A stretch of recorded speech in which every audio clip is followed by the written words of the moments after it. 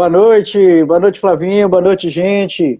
Boa noite, Estamos aí, boa noite, querido. sejam bem-vindos. Estamos aí começando mais uma live com Portes em parceria com Analisadamente. Obrigado mais uma vez, Flavinho. Já fiquei pensando nisso hoje, Flavinho. Você comporte-se analisadamente. Estou brincando. Mas sejam muito bem-vindos. A gente vai conversar aí sobre o tema Sociedade do Cansaço. E lembrando que essa live é uma live interativa. Fique à vontade aí para perguntar, para comentar, para compartilhar, para curtir. Sejam muito bem-vindos. Mais uma vez, Flavinho, obrigado por essa parceria. Meu convidado de recorde, vai para o Guinness. Nunca conversei tanto seguidamente. Obrigado. Eu que agradeço sempre a oportunidade. Muito bom estarmos aqui conversando sobre esses temas, debatendo alguns temas que são temas mais inusuais, né? Ou mais, às vezes, menos explorados do dia a dia, mas que são relevantes e são importantes. Temas, inclusive, que são contemporâneos, como é o caso desse tema atual, né, Hugo? É isso aí. Vamos. Você quer fazer alguma consideração inicial? Olha, o livro Sociedade do Cansaço é um livro que ficou famoso nos últimos 3 anos, mais ou menos. É um livro que ficou muito famoso. O autor, que é um professor de Ciências Sociais da Universidade de Berlim, Byung-Chul Han. Ele é coreano, embora mora na Alemanha já há muito tempo. E, na verdade, o que ele fez foi um livro bem pequeno. Ele tem outros livros famosos. Mas o livro Sociedade do Cansaço foi o livro que viralizou, digamos assim. Eu não me lembro aqui se foi 2017 ou 2018, tá? Então foi antes aí da pandemia do Covid-19, onde ele lançou esse livro. É uma tentativa dele de explicar, através de metáforas, através de um modelo, o que está acontecendo com a nossa sociedade atualmente. Explicar o funcionamento social atual, a dinâmica social e o que é que está, digamos assim, na crista da onda. Daí ele toca em questões que são questões da minha área, questões de saúde mental, que são questões que estão aí na crista da onda, né? Nunca se falou tanto em saúde mental, nem sempre com a profundidade e o fundamento que ela merece, mas isso é natural. Todo tema que fica muito popular se corre o risco de, às vezes, debater ele de uma maneira não tão profunda, é natural. Mas é bom, é positivo o fato de a gente estar abordando temas de saúde mental. Os temas de saúde mental estão cada vez mais frequentes, estão cada vez mais populares. E embora o autor desse livro não seja um psicólogo ou um psiquiatra, ele, pelo instrumental que ele tem, pelas ferramentas que ele tem de ciências sociais, ele tenta explicar o modo como a sociedade atual nossa funciona através ali dos conceitos sociais, da análise que ele faz da sociedade. E ele toca em questões, por exemplo, que ele chama de violência neural, quando ele fala sobre síndrome de burnout, depressão, transtorno borderline, personalidade borderline, e os transtornos de hiperatividade. E ele tenta dar conta através desse instrumental teórico que ele possui. É muito interessante. É um livro pequeno, mas um livro denso. Ele é um autor que tem uma erudição muito interessante, então ele dialoga com autores difíceis. Para quem não está acostumado, por exemplo, com a literatura de Heidegger ou de Nietzsche, vai sentir inicialmente dificuldade. É um livro pequeno. É um livro que não chega a 100 páginas, se não me falha a memória. E é um livro pequeno em quantidade de páginas e pequeno em tamanho. É pequenininho. É porque eu não estou com o livro físico dele, eu estou com o e-book dele, né? Mas é pequeno. Mas é difícil de ler, exige atenção, porque ele dialoga com grandes autores, com grandes teóricos da filosofia, sobretudo da filosofia. No final do livro, ele faz um diálogo com a psicanálise, que, no meu modo de entender, ele escorrega um pouco, eu vou chegar lá. Ele faz umas escorregadas, com todo o respeito que ele merece, mas ele faz umas escorregadas. E escorregadas normais, ele não é da saúde mental, ele não é psicólogo, não psicanalista. Ele tem formação, ele tem doutorado e pós-doutorado em ciências sociais.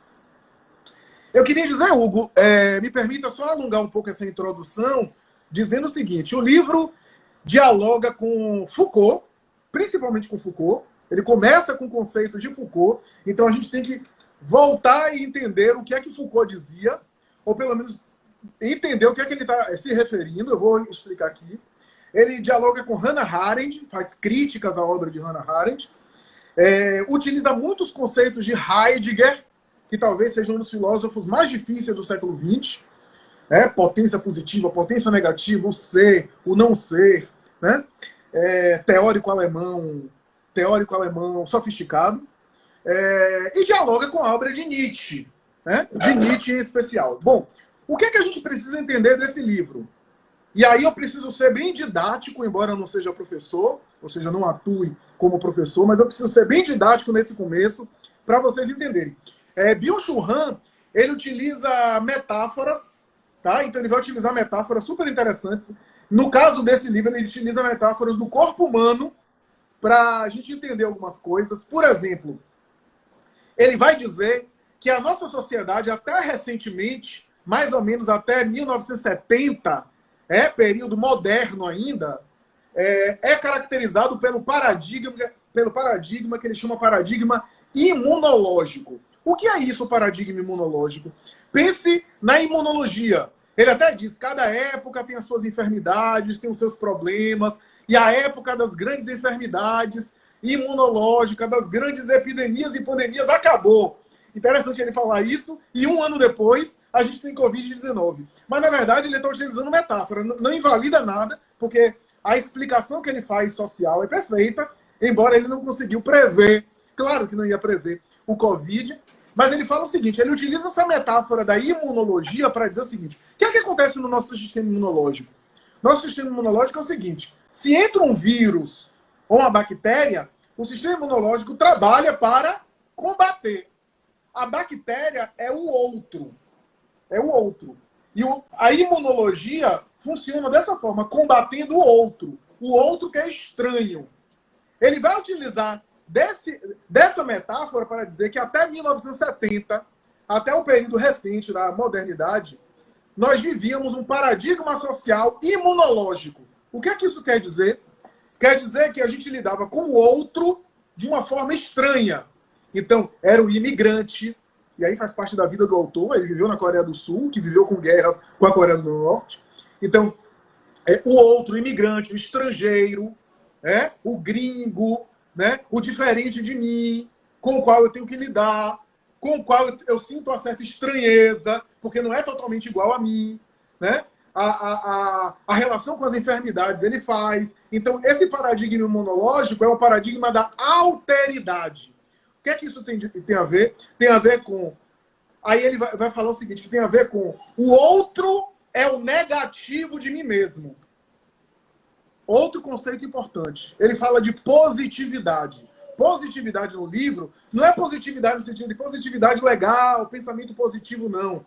Embora desdobre em um conceito, mas em um conceito até de positividade também, como a gente entende, mas positividade no livro tem a ver com aquilo que é positivo no sentido daquilo que é claro, que é nosso. Pense na filosofia científica chamada positivismo. O positivismo examinava aquilo que estava evidente, que estava concreto. Ou seja, o positivo é aquilo que está explícito. O negativo é aquilo que está oculto, aquilo que está escondido. Então, o positivo é o conhecido nosso. É as nossas referências. Tá? O negativo é aquilo que a gente não conhece, que é o outro, o estranho. O paradigma imunológico, que é o paradigma social até 1970, era um paradigma que eu considerava que era baseado nessa relação entre positividade e negatividade, onde a gente lidava com o negativo, isso é, o outro. Pense no negativo também. Lembra das máquinas de fotografia, do fotografar? E aí tinha o negativo, né? Tinha aquilo que era revelado e o negativo da foto. Então, aquilo que não era revelado. É mais ou menos nessa lógica que a gente deve entender. O que é que ele diz? Ele diz o seguinte, que o paradigma imunológico criou uma sociedade chamada disciplinar. E o sujeito dessa sociedade disciplinar é chamado sujeito da obediência. Aí ele recorre a Foucault, tá? Porque esses termos são de Foucault. Sociedade disciplinar é um conceito de Foucault. Qual é a ideia de Foucault? Quem leu Microfísica do Poder, Vigiar e Punir, quem leu História da Loucura, de Foucault, sobretudo Microfísica do Poder, vai ver que Foucault defende a ideia de que nossa sociedade é uma sociedade disciplinar, onde existem instituições para disciplinar a gente e para apresentar essa negatividade. Acho que Byung-Chul Han chama de negatividade das proibições. Negatividade das proibições. Ou seja, Hugo, você que também é do século XX como eu, você que viveu um pouco esse efeito da sociedade moderna como eu, deve saber que a nossa sociedade lá do passado vivia sob regras claras, conceitos claros sociais, e quando a gente lidava na sociedade com a linha tênue de agir bem ou sair dessa linha, agir mal e ser punido. E ser punido e ser disciplinado por essas instituições. Então, nesse sentido, o paradigma imunológico que deu origem à sociedade disciplinar, a chamada sociedade disciplinar, é feita de quê? Aí Foucault cita hospital, cita prisões, cárceres, cita manicômios, instituições psiquiátricas, que são representações dessa negatividade quando a gente sai da positividade da sociedade. Positividade aqui no sentido das coisas conhecidas da sociedade. Essa é a sociedade disciplinar. É a sociedade do sujeito obediente. É o sujeito que vive com regras claras, que tem horários claros, que lida com lei, com proibição, com aquilo que ele pode, aquilo que ele não pode. Ele vive lidando com aquilo que ele pode, em detrimento daquilo que ele não pode. Ele tem espaços claros, o ir e vir claro, horários claros, que é a sociedade da disciplina, a sociedade do sujeito obediente. Byung-Chul Han vai dizer que aquilo que não pode é a negatividade. Negatividade aqui não é nesse sentido de ruim, não, tá? No entanto, ele vai dizer, Hugo, que o paradigma atual não é mais um paradigma imunológico. Não é um paradigma que a gente fica combatendo o outro ou achando o outro estranho. É um paradigma que tenta incluir tudo como nosso. Incluir tudo como positivo. Positivo aqui no sentido de conhecido. Incluir tudo como incluso, como fazendo parte das nossas referências. É uma sociedade que não tem negatividade, ou tem uma negatividade muito pouca. Falta negatividade nesse sentido. O que é que acontece com essa sociedade pós-Foucaultiana, né? Pós-Foucaultiana. O que é que acontece com essa sociedade? É uma sociedade que não é mais disciplinar, é uma sociedade que não tem mais, não é baseado mais na lógica das proibições de Foucault, não é um paradigma mais imunológico de lidar com o outro como um vírus, como estranho, mas é uma sociedade marcada por um paradigma que ele chama paradigma da positividade, tá? E que é o paradigma da pós-modernidade. E, no caso, o sujeito da obediência da sociedade disciplinar vai se tornar um sujeito que é o sujeito do cansaço. O sujeito do cansaço. Ou o sujeito do excesso de positividade. E essa sociedade é uma sociedade que ele chama sociedade do cansaço. Por que sociedade do cansaço? Porque ele vai dizer que a nossa sociedade de hoje, o grande problema da nossa sociedade de hoje é o excesso de positividade.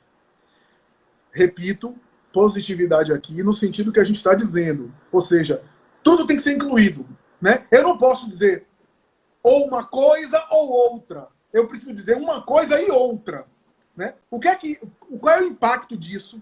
Ele até cita a frase de Obama. Lembra daquela frase de Obama? Yes, we can. Ou seja, sim, nós podemos. A sociedade do excesso de positividade é aquilo que a gente sempre pode. Sempre pode. Ou seja, nada não é. Tudo é. Né? Tudo é possível. Tudo é viável. Né? O que significa que esse sujeito, corrigindo, sociedade do cansaço, o sujeito da obediência vai se tornar sujeito do desempenho. Aí que tá. Por quê?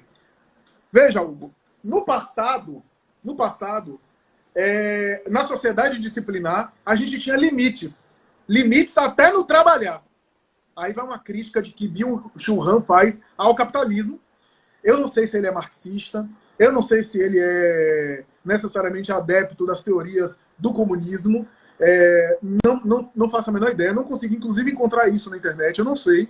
Ele faz uma crítica ao capitalismo que eu acho injusta. Eu não sou marxista, conheço relativamente a obra de Marx, mas não sou marxista, não sou adepto da teoria do materialismo histórico, mas eu acho que algumas críticas que ele faz ao capitalismo atual são críticas pertinentes. Afinal de contas, para a gente criticar o capitalismo não é necessariamente a gente ser anticapitalista, a gente pode criticar o capitalismo para aperfeiçoar o capitalismo. E ele vai dizer o seguinte: no passado, você ia para trabalhar, você tinha horário para chegar, horário para sair, o ponto para bater, você tinha claras responsabilidades ali, mas tinha um limite. Essa é a sociedade disciplinar. Na sociedade do desempenho, ou sociedade do cansaço, o sujeito do desempenho não tem mais isso. Não tem a negatividade do limite. Agora ele tem o excesso de positividade. Acabou as barreiras do quanto ele pode trabalhar ou quanto ele não pode. Byung-Chul Han vai dizer: no passado havia um patrão que estabelecia as proibições, dava limite ao funcionário e que era a representação do poder que até gerava limites nele. Agora, nesse momento, há uma ilusão de liberdade, uma falsa ilusão de liberdade, porque o sujeito é patrão e é, ao mesmo tempo, empregado de si mesmo. Ele é o próprio patrão e ele é empregado de si mesmo. E Byung-Chul Han vai dizer que, por incrível que pareça, em vez de dar liberdade, isso gera maior exploração e talvez haja o perigo de a gente ficar mais escravo ainda, porque agora a exploração não é do outro. Portanto, não é uma exploração imunológica que vem do outro estranho, do patrão, do trabalho, do sistema. Não. Agora, a exploração é da positividade, ou seja, faz parte do sistema. A exploração é uma autoexploração. É uma exploração que está acontecendo de dentro do sistema e não do outro, de uma lei, de uma regra, de uma disciplina que estabelece. Então, eu sou patrão de mim mesmo. Mas, ao mesmo tempo, eu sou escravo de mim mesmo. Eu sou funcionário de mim mesmo. E que não tem limite, né? E eu acabo sendo preso, eu acabo sendo algemado, né? Nessa situação, nessa circunstância do excesso de positividade que vai levar ao excesso de desempenho. Daí o sujeito do desempenho. O sujeito de desempenho é o quê? É o que está sempre fazendo performance. É o que está sempre performando. É o que precisa estar sempre ativado, atuando. Tem até um capítulo chamado A Vida Ativa, que ele discute, ele dialoga sobre essa questão da vida ativa, e chega um determinado momento que ele vai, dialogando sobre isso, ele vai falar o seguinte, que o sujeito do desempenho se torna máquina de desempenho, olha só, se torna uma máquina de desempenho, e se tornam homens e mulheres do doping, ou seja, da estimulação farmacológica, da estimulação medicamentosa, da estimulação da indústria farmacêutica, onde, para eu ter mais desempenho, eu busco também estímulos. E aí existem os estímulos dos medicamentos. Eu preciso usar os estímulos do medicamento para eu ter mais desempenho. Então, veja que coisa. O que é que acontece? Ele vai discutir dizendo o seguinte: se isso for levado até as últimas consequências na sociedade do cansaço, nós teremos futuramente, até no esporte, uma competição que não é competição do desempenho, mas competição de indústria farmacêutica. De indústria farmacêutica. Né? De substâncias químicas. E aí, ele vai dizer o seguinte, olha só, ele cita, por exemplo, o caso do cirurgião. Um cirurgião, olha a questão que ele levanta, um cirurgião que faz cirurgia, que precisa pegar no bisturi e ter a precisão lá, será que não seria interessante ele tomar um psicoestimulante como um metilfenidato, né? Que é a substância da famosa Ritalina, para ele ter mais foco ainda? Por que não? Por que ele não tomar? É uma cirurgia. Vai aumentar o desempenho dele. Mas é ético tomar para aumentar a cirurgia, mas são vidas. Olha o dilema. E aí a gente entra num dilema que é o dilema da psiquiatria, que é um pouco da live da semana passada, Hugo. Veja só. Os antidepressivos, por exemplo, que a gente falou na semana passada, são muito bons. São muito bons. Mas hoje, em psiquiatria, se discute a ética da medicalização. Se eu estou deprimido, é claro que o antidepressivo vai me fazer bem. Vai me ajudar a ter mais tolerância em relação a algumas coisas, a me relacionar, interagir com as situações. O antidepressivo não vai resolver meus problemas, não vai mudar os conflitos que existem dentro de mim, não vai solucionar aquilo que eu não solucionei, não vai me ensinar nada. O antidepressivo não é pedagógico, mas o antidepressivo vai me dar, às vezes, um limiar de tolerância maior, um desconforto menor na depressão. Mas aí eu pergunto para você, se o paciente está deprimido porque está trabalhando demais, olha só, se o paciente está deprimido porque está trabalhando demais, é ético medicar ele com mais antidepressivo para ele trabalhar mais? Olha só que questão, que dilema. Né? Então, há que se ter uma ética, a ética dessa medicação. Se eu estou separando, se eu estou vivendo, sei lá, um divórcio, uma separação conjugal, eu devo tomar medicação para induzir ao sono e não viver angústia e ser privado da experiência do luto, que é uma experiência natural, e da dor da separação, da angústia da separação, ou não, ou eu preciso apelar para o conforto da medicação, e até em que ponto, até em que nível eu posso fazer isso. Né? E aqueles que passam pela separação sem medicação, aprenderam mais ou menos, porque viveram uma situação sem estarem medicados. São questões que ainda não há resposta definitiva na ética da medicação, na ética da psicofarmacologia. Então a gente tem, Hugo, para concluir essa introdução, o seguinte: produtividade em excesso e performance em excesso em função do excesso de positividade. O excesso de positividade. Aí você pensa, Flávio, você está falando da positividade tóxica também. A positividade tóxica é um conceito que surgiu a partir dessa ideia do excesso de positividade de Byung-Chul Han. A positividade tóxica é um exemplo desse excesso de positividade. Byung-Chul Han não fala de positividade tóxica, ele não fala. Não é um conceito dele. Mas a positividade tóxica é uma consequência, é um exemplo prático desse excesso de positividade que ele chama positividade, né? Que é esse excesso de referências, essa falta da dialética, do diálogo, dos contrastes, dos diferentes, tudo tem que ser incluído, né? Nada pode ficar fora, eu não posso abrir mão de nada. Então, assim, como eu estava falando na semana passada, no passado, se você não estudasse para uma prova porque você não encontrou o livro, você dizia, não encontrei o livro. Hoje, você não tem essa desculpa. Você não tem a desculpa de não estar atualizado, porque está lá disponível na internet. Você não tem desculpa de não ter lido a última notícia.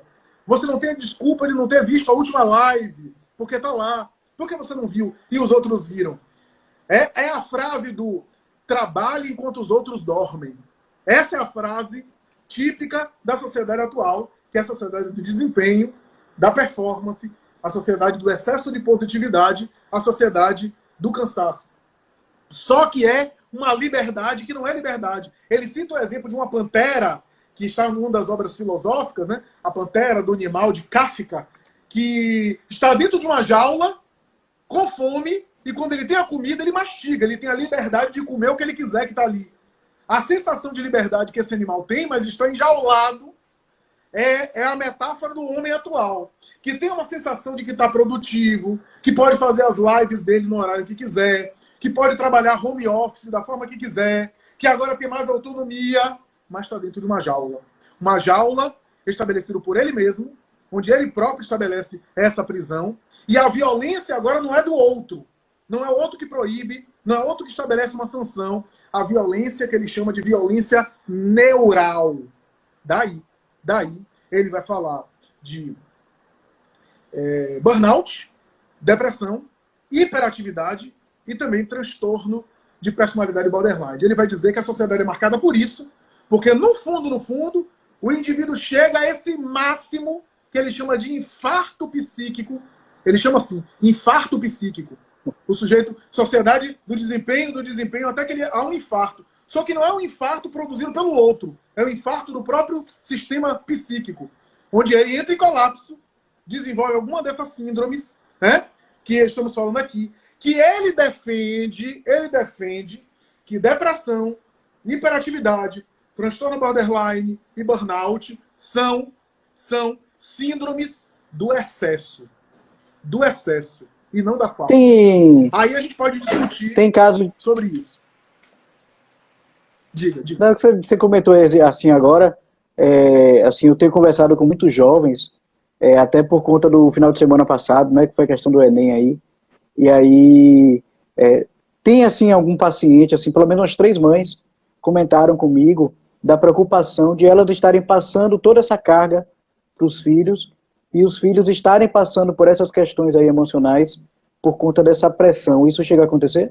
Chega a acontecer. Eu acho que os estudos, né, e a hiperexigência nos estudos é um dos sintomas. É um dos sintomas dessa sociedade do desempenho, melhor dizendo, essa sociedade do cansaço e o sujeito do desempenho que estamos vivendo. Do sujeito da obediência, a gente tem o sujeito do desempenho. Olha só o que ele escreve em determinada página. Ele vai dizer o seguinte: na sociedade disciplinar, temos loucos internados, doentes no hospital e delinquentes na cadeia. Na sociedade do desempenho, temos deprimidos e fracassados. Então, olha a diferença que ele estabelece, né? Eu gostei muito de um texto que eu li recentemente, de um psicanalista famoso, que ele vai dizer o seguinte: ele vai comparar a sociedade moderna com a pós-moderna com 2 figuras super-heróis conhecidos: Batman e Coringa. O Batman é o sujeito moderno. Bruce Wayne vive uma vida no dia a dia como sujeito normal, tem os seus conflitos, as suas questões mal resolvidas, mas os conflitos dele são claros. De noite, ele dá vazão a esses conflitos, a essa indignação, esses traumas, essas mágoas da sociedade, e vira Batman. Então o Batman é esse sujeito moderno que tem os conflitos claros, tá? O Coringa é o sujeito pós-moderno, é o sujeito da sociedade do cansaço. O Coringa é o sujeito da sociedade atual, tá? Se o Batman é aquele sujeito que tem os seus conflitos, mas aparece em determinado momento, é claro o conflito dele, o Coringa está constantemente apresentando seus sintomas pelo excesso. Né? Então, isso é super interessante, porque é uma metáfora muito interessante da vida atual, né? da vida neuronal atual, né? Da vida que a gente está levando. Né? Isso se aproxima da teoria da distração, Flavinho? Alguém perguntou, não foi, Hugo, sobre a teoria da distração, que é daquele autor Nicolas Carr, né? E eu não conheço a obra do Nicolas Carr em profundidade, né? Eu estou citando aqui a pergunta, não estou citando a pessoa porque eu não sei se eu tenho autorização para mencionar a pessoa. Então, estou citando todas as perguntas que a gente normalmente cita no anonimato, né? Porque eu não sei se eu tenho autorização. Mas, assim, há uma pergunta sobre o Nicolas Carr, né, Hugo? Sobre a teoria da geração da distração. O que eu conheço do Nicolas Carr foi, assim, alguma coisa assim esparsa, de algum artigo, alguma publicação. Eu sei que ele é um crítico da internet, eu sei que ele critica a internet como sendo o símbolo da distração, que, na verdade, você não está produzindo nada e não está ficando inteligente com a internet. Pelo contrário, a internet é para fazer você ignorante, alienado e dando dinheiro às empresas de internet, como qualquer empreendimento que quer lucro, é claro. Então, a teoria da distração, né, da geração da distração do Nicolas Carr fala sobre isso, né, critica essas ferramentas, né, porque a internet te distrai e acaba você não tendo profundidade. O Byung-Chul Han, quando examina na obra Sociedade do Cansaço, ele fala sobre essa distração. Então esse tem um ponto de conexão. Ele fala sobre essa distração, onde você quer recolher tudo e não se aprofunda em nada. Então você sabe tudo de quase nada, né? Até o momento em que você vai saber de tudo a respeito de nada, né? Então, isso é algo super interessante, né, de a gente aqui colocar. A superficialidade da distração da teoria de Carr, de alguma forma, toca um pouco na teoria de Byung-Chul Han. Mas Byung-Chul Han vai por outro caminho. Ele fala do sujeito que está implodindo psiquicamente pela sociedade, por esse paradigma do desempenho. Por esse paradigma que, no fundo, torna ele menos intelectual e mais animal. Um animal que é uma máquina de produzir. Um animal que ele chama, ele até usa uma expressão que não é pejorativa, né? Mas que quem lê assim isolado pode denotar uma espécie de ofensa, mas não é. Ele diz que o sujeito do desempenho parece um computador autista. O que é que ele quer dizer com isso? Que é um computador que está produzindo e que não interage. Já que os transtornos autistas e o sofrimento do autista muitas vezes tem a ver com interação, com comunicação. Então ele usa essa metáfora para falar do sujeito de desempenho. Ele chama o sujeito atual de animal laborans, né? Animal laborans. O termo laborans em latim, de laborar, né? De trabalhar. Então é uma obra super interessante, uma obra curiosa, uma obra relativamente inovadora, porque tenta explicar em termos de modelos sociais a sociedade atual. Agora, eu tenho algumas críticas à sociedade do cansaço. Eu tenho algumas ressalvas ao conceito dele. Primeiro, quando ele toca na minha área, quando ele toca em temas que são temas da subjetividade, em meu modo de entender, ele tenta explicar transtornos psíquicos atuais através de modelos sociais coletivos, né? De paradigmas coletivos. Aí eu acho que ele erra um pouco. Ele erra um pouco. É claro, é lógico, é evidente que o modo de funcionar macro-social afeta a minha intimidade, a minha casa. O modo como a gente está produzindo, trabalhando, o modo como o online, o home office atuou, é claro que produziu um impacto nas nossas famílias. Na maioria das famílias, houve. Então, é o macro afetando o micro. Afetando o funcionamento microdoméstico. Então, nesse sentido, ele tem razão. Mas eu acho que ele erra, ele peca, porque ele quer explicar de uma maneira causal, de uma maneira etiológica, depressão, burnout, hiperatividade, a partir desse paradigma social.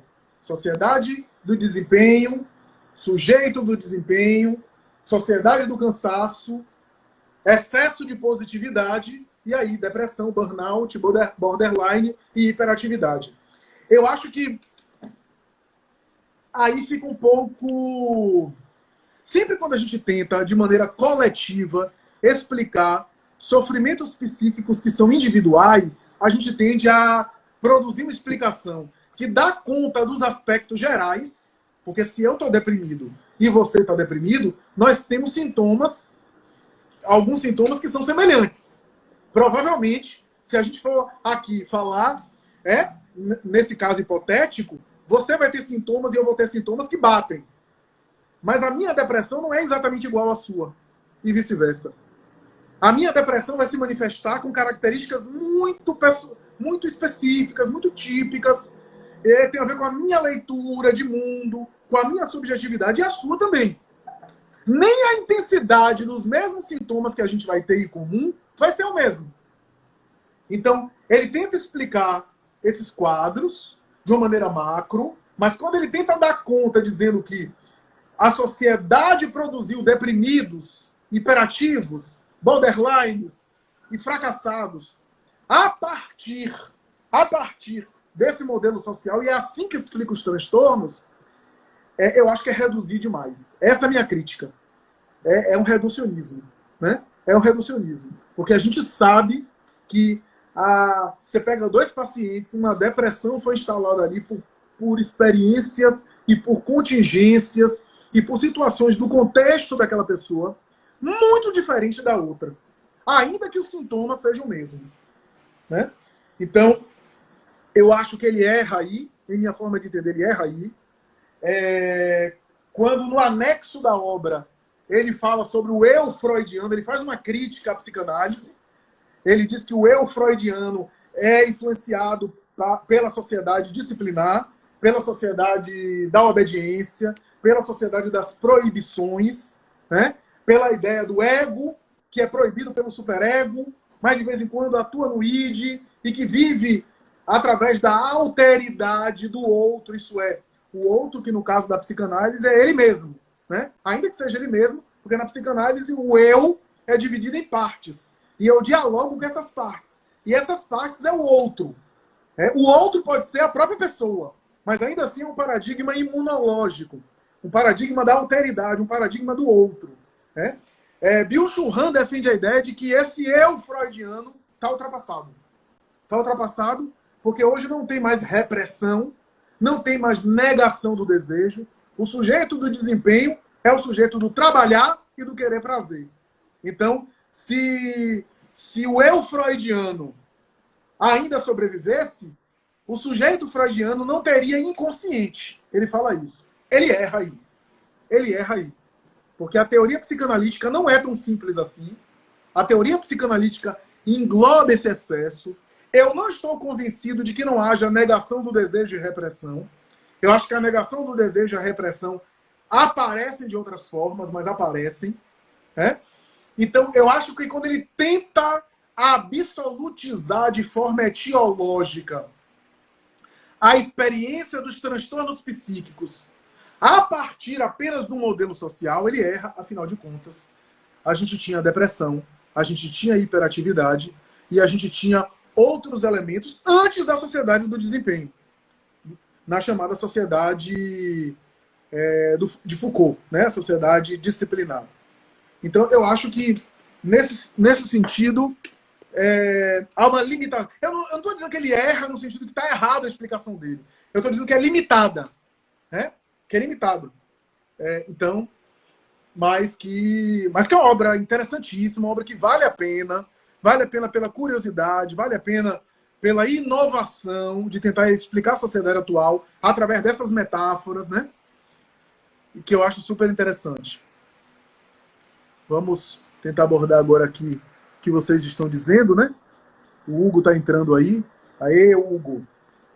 Pronto, voltei. Estou vendo aqui as colocações dos amigos aqui, né? Das pessoas que estão participando. Vou citar algumas coisas que você deve ter perdido Você deve ter perdido aí Vai passando rápido, né? as manifestações, né? Então, deixa eu citar a Aline, que sempre participa conosco, fala sobre Michel Foucault. É assim que escreve. Aliás, falta o A só, Michel Foucault com A, né? Foucault. É mais ou menos assim. A Aline está falando que desconfia que Foucault era comunista.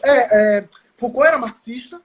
Foucault era discípulo da teoria marxista. Foi um grande marxista, representante do marxismo na França. Embora ele também enveredou por uma teoria própria, né?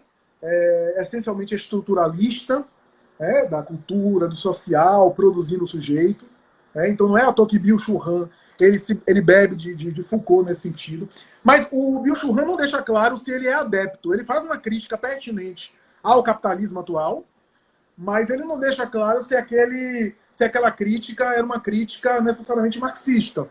Né? Como eu disse inicialmente, não necessariamente. A gente pode não necessariamente ser anticapitalista e tentar aperfeiçoar o capitalismo, né, que está aí.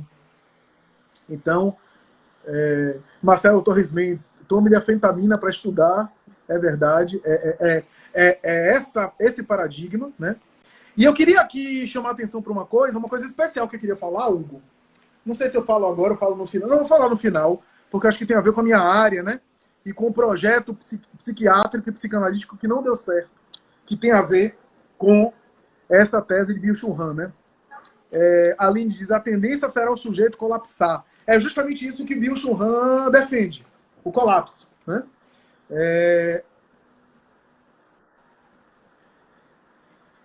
E, Flavinho, Ana aí, Margarida, assim, eu acho que é o erro, concordo. Fatores externos também são importantes. Exatamente, é exatamente isso. Garrido, professor Garrido, a cobrança pela produtividade nessa sociedade coach, associada ao mundo líquido, acaba produzindo uma sociedade de zumbis. A análise dele é sociológica e coletiva, exatamente. É esse o ponto. A análise dele é coletiva, né? É coletiva. Essa produção ao extremo de tempos modernos, né? De Chaplin, né? Essa produção da automatização a ponto... O que é interessante, ele fala, é que assim, não é algo que o outro estabelece, é o próprio sujeito que estabelece isso. A exploração não é mais necessariamente de um outro, mas é uma violência neural. Somos nós que fazemos isso conosco. É uma espécie de exploração que a gente próprio, que nós próprios assim acionamos. Né? Então a gente acaba sendo explorados por nós mesmos, e essa exploração é muito mais perigosa, porque é uma exploração que a gente é que está produzindo. Como é que a gente sai disso? No passado tinha um patrão, o patrão que explorava, mas quando nós somos o patrão de nós mesmos, que é isso que ele está discutindo na obra Sociedade do Cansaço. Quem já falou aqui, Flávio, o que percebemos é que tem muita gente vendendo gato por lebre, vendendo fórmula de felicidade, até os aplicativos de encontros. Vamos esperar onde é que vai parar. E lógico, né, que a pessoa vai vender, ela vai fantasiar, ela vai colocar coisa que não tem, ela vai querer... Quando você falou aí de remédio e tudo, eu me lembrei muito, sabe de quê? Do Popeye. Porque o Popeye, ele dependia do espinafre para ficar forte. Mas o efeito era rápido. Então, assim, depois ele voltava ao normal. E assim, como a gente tem... E você comentou uma vez dos jovens e dos maridos que estão tomando Viagra escondido. Saiu até uma pesquisa aí falando que Viagra pode ajudar aí no tratamento do Alzheimer, um negócio desse. Mas, assim, essa busca, né, por algo mais artificial, querendo uma perfeição, e assim, essa perfeição aí, ninguém vai conseguir dar 100%. Uhum. Aí o saber... você acha que isso acaba sendo uma fuga psicológica, Flávio? Sim, veja só, Hugo, a positividade tóxica, que é um dos desdobramentos do conceito de Byung-Chul Han, o Garrido tocou nela, sem necessariamente mencionar o nome, que é essa mentalidade de coach, etc. Nada contra coaches, eu acho que há trabalhos aí interessantíssimos, mas essa mentalidade de uma psicologização superficial, de uma receita de bolo. Eu sempre tenho uma certa alergia a receitas de bolo, do tipo, para depressão, faça isso que vai dar certo.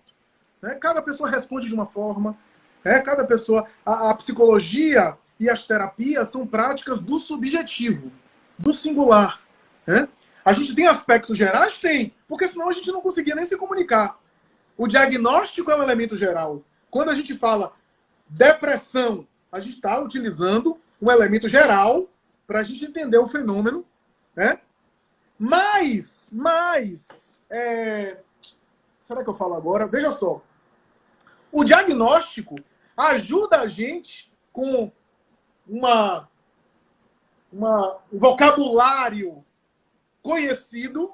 Então, se por exemplo eu atendo você, Hugo, e supostamente eu detecto sintomas de depressão, então eu concluo com depressão, esse diagnóstico ajuda a dar nome para a gente entender o fenômeno. Quando a gente dá nome às coisas, ajuda a tratar elas, ajuda a localizar, ajuda a entender melhor. Porém, a depender de como eu uso o diagnóstico pode ser uma desculpa para eu não entender o fenômeno em profundidade. Eu tenho recebido, às vezes, no consultório, crianças que estão ansiosas, crianças que estão inquietas e que recebem o diagnóstico de hiperatividade. Hiperativo.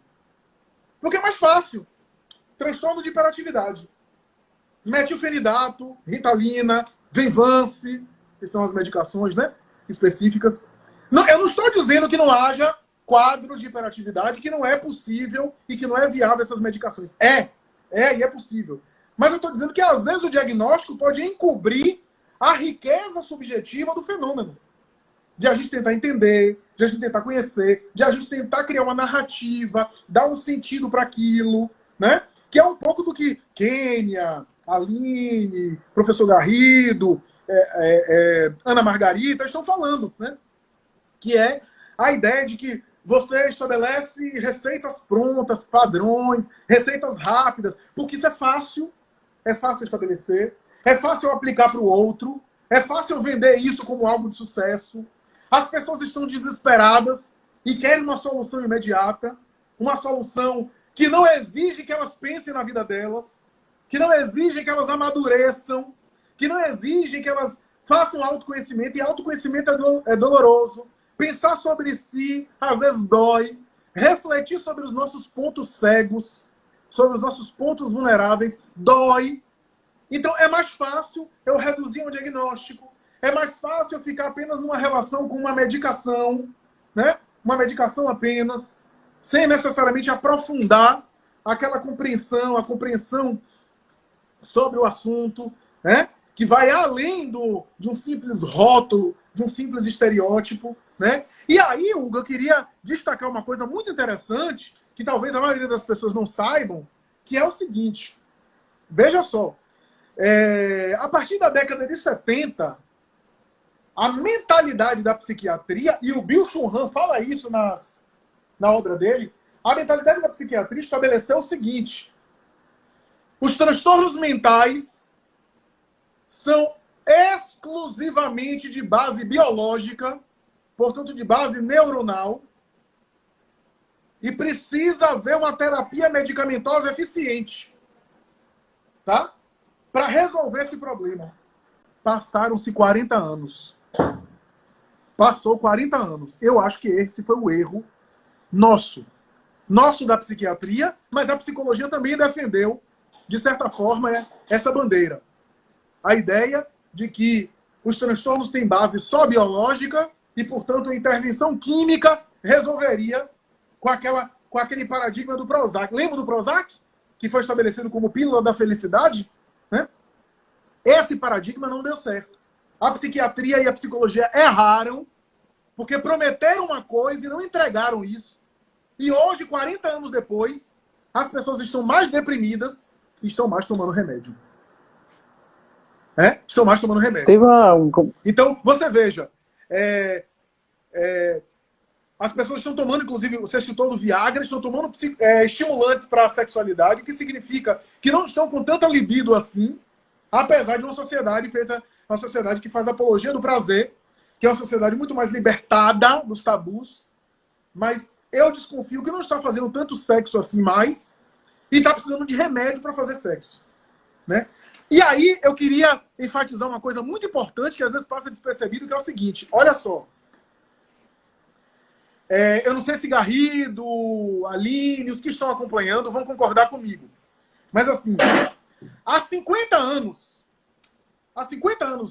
para trás, sua bisavó, Hugo, sua bisavó, a minha bisavó, seu bisavô, meu bisavô, se perguntassem a eles assim, ó, o que é que você quer da vida? O que é que você espera da vida? Sabe o que eles responderiam? Conseguir ter saúde para criar meus filhos, para trabalhar e, se for necessário, defender o meu país. Era mais ou menos assim que eles iam dizer. O que é que eu quero enfatizar com isso? Não havia a resposta: eu quero ser feliz. Eu quero ser feliz como projeto de vida é algo recente. A felicidade é um projeto pós-moderno. Só que, curiosamente, aliás, isso é Freud. Freud do túmulo deve estar se revirando e dizendo: eu não disse, eu avisei a vocês. A ambivalência humana, a contradição humana. O que é que acontece? Por incrível que pareça, a obsessão por felicidade atual parece estar produzindo mais infelicidade. O projeto de ser feliz, como projeto de vida, está gerando mais infelicidade. Por quê? Sociedade química, Garrido citou aí sociedade química, ou seja, essa mentalidade, essa intolerância com qualquer desconforto, né? A visão equivocada de que a vida é um prazer, que eu preciso anestesiar e anular quimicamente qualquer desconforto, né? Quando, na verdade, aí eu vou citar Jordan Peterson, né? Um autor que eu estou começando a ler agora de maneira mais aprofundada. Eu não sei se a Bruna ainda está aí, porque a Bruna gosta de Jordan Peterson, né? Jordan Peterson tem uma fala que eu acho super interessante, que ele vai dizer o seguinte: se você for consultar os filósofos mais conhecidos de todas as épocas, de um Epicuro ao Nietzsche, tá?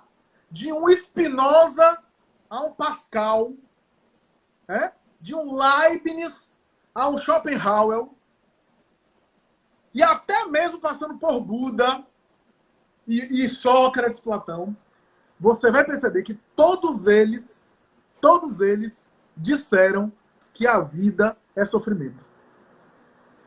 Exatamente, Garrido. Que a vida é sofrimento. É uma frase que nos tempos atuais de positividade tóxica pega mal. A vida é sofrimento, eu vou cancelar esse rapaz. Vou deixar de seguir.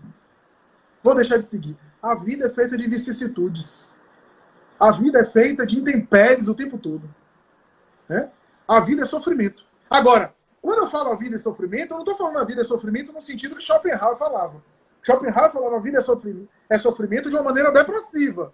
Né? Mas Buda falava a vida é sofrimento de uma outra forma. Né? A vida são vicissitudes. Como é que eu lido com elas? Eu preciso lidar com elas. Saber lidar com o sofrimento que é inerente. Então, é mais ou menos isso, né? O pessoal comentou aqui, já perdi muitos comentários. Um você até falou, mas teve um que foi substituída a chupeta pelo celular. E aí eu lembrei muito disso que você falou aí, porque no celular a gente tem o controle. A gente está assistindo um vídeo no YouTube, a gente volta o vídeo quantas vezes a gente quiser.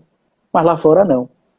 Né? Lá fora a gente não tem isso. E às vezes essa atitude de simplesmente dar o celular para a criança calar a boca, às vezes a gente está contribuindo para isso sem querer e não está percebendo. E aí até a pergunta que eu quero, assim, bem...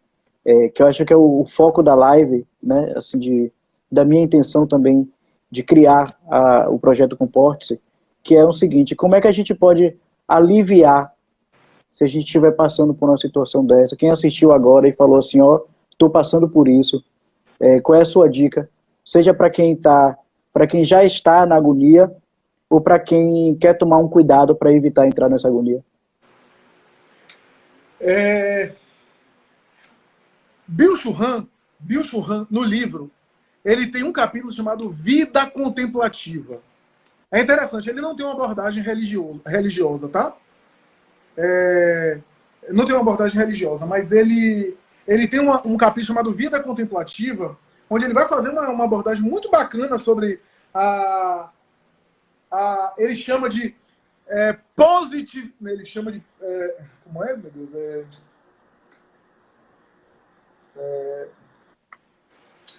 Eu acho que produtividade negativa.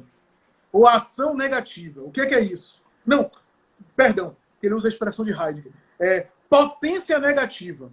Então tem a potência positiva, que ele chama potência do fazer, tá? Só que, olha, é porque eu não lembro aqui dos detalhes do capítulo, é muito interessante. Eu vou falar com as minhas palavras. A música, Hugo, é feita de silêncios. Se você pega a partitura, você vai ver que na partitura as notas musicais são entremeadas de períodos de silêncio. Se não tiver o silêncio, vai ter só barulho. Olha a metáfora. Então o Byung-Chul Han vai dizer, se você só tem vida ativa, outro capítulo do livro, só vida ativa, você reduz a sua condição de ser humano e regride a condição de um animal, que ele chama de animal laborans, né? O animal que labora, que produz como uma máquina. Né? Então, a vida contemplativa é a vida que tem intervalos de parar para refletir, para pensar. Pensar no próprio trabalho que se faz, né? Refletir. Então, ele advoga a causa da vida contemplativa, ou seja, em momento, ele cita Buda, inclusive, ele cita Hannah Arendt, e ele vai fazer reflexões sobre essa possibilidade de pausas para refletir sobre a ação, para que a ação tenha um significado, tenha um sentido maior, algo simbólico, que não seja apenas algo automatizado. Né? Essa possibilidade de parar para refletir é que torna o ser humano diferente do animal que não reflete sobre aquilo que ele faz, que ele produz. Né? Então ele vai dizer, é necessário ter momentos de reflexão, momentos de contato consigo, porque as ações melhores só acontecem no momento da potência negativa. E a potência negativa não é não fazer nada. É poder fazer tudo e optar pelo não agir, o que significa produzir psiquicamente, intelectualmente, mas num descanso. Né? Num cansaço, no último capítulo do livro, ele fala do cansaço positivo, que é o cansaço que me torna conectado com o outro. Eu canso de produzir, portanto, estou voltado para mim produzindo. Quando eu canso, eu passo a ter uma espécie de indiferença em relação a mim mesmo, aquilo que eu estou fazendo, para me conectar com o outro, de tal forma que eu tenho uma certa amizade, ele chama de amizade, que é a indiferença, e que é um cansaço que não é um cansaço de você, mas um cansaço para você, naquele momento. Né? Só que o cansaço do esgotamento, o cansaço disfuncional, o cansaço da sociedade do cansaço, é um cansaço que eu não consigo nada. Eu não quero nada e eu não reflito em nada. É um cansaço do burnout. Né?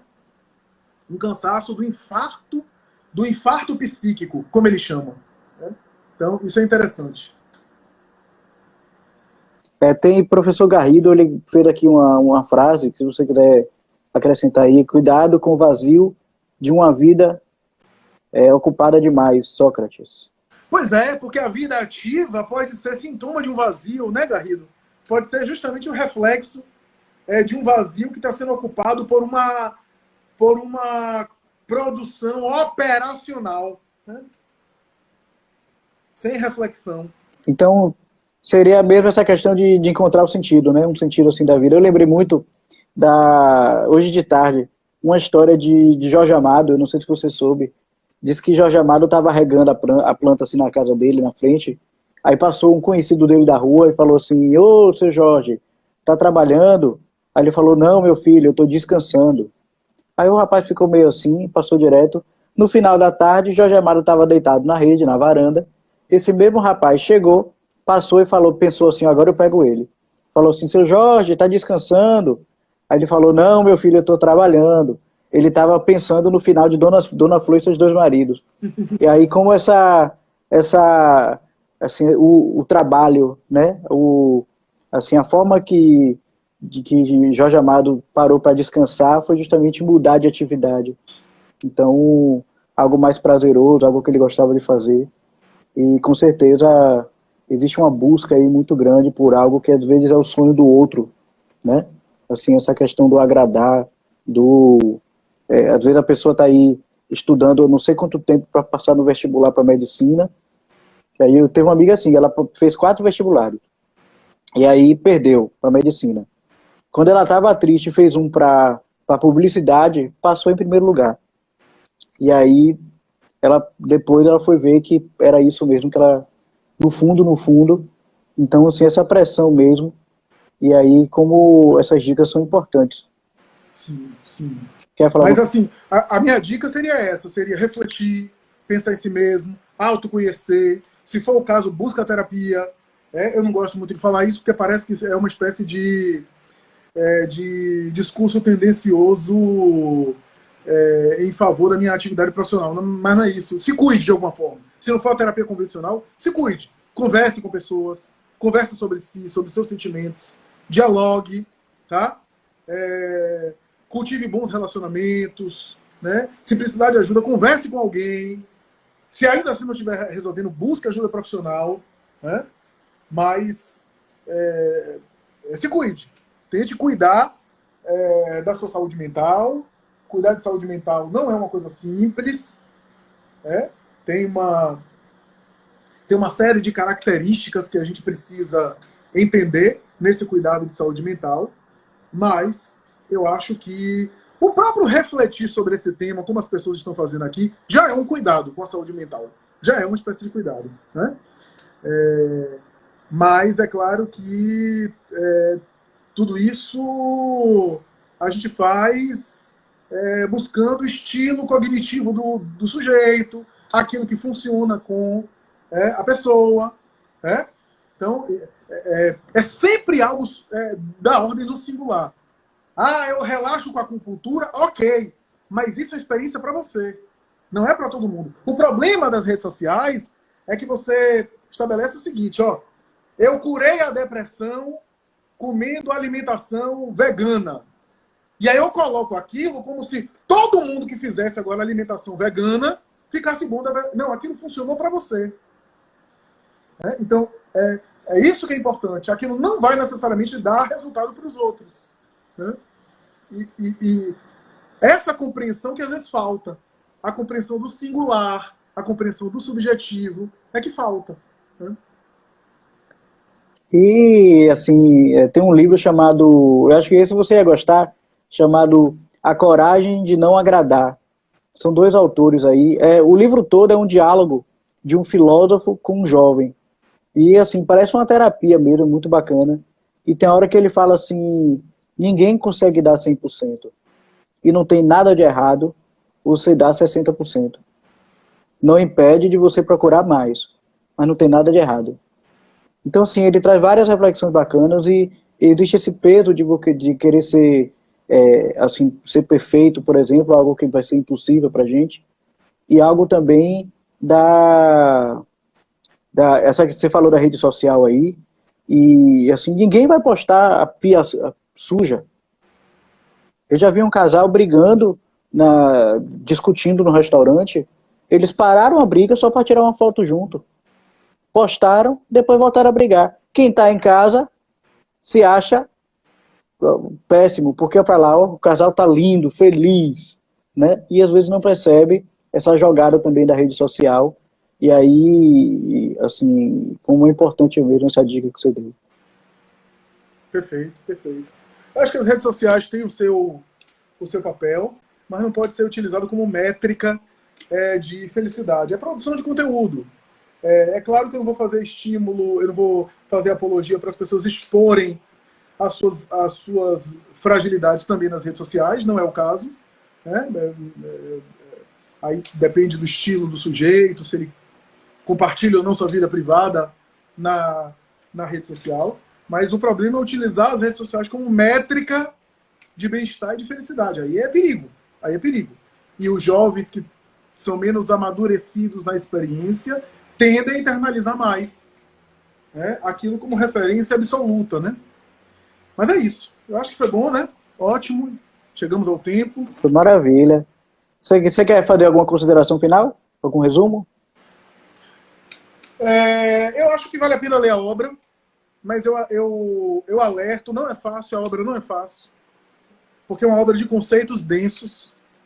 Um abraço, professor Garrido, um abraço a todos que estão comentando aí.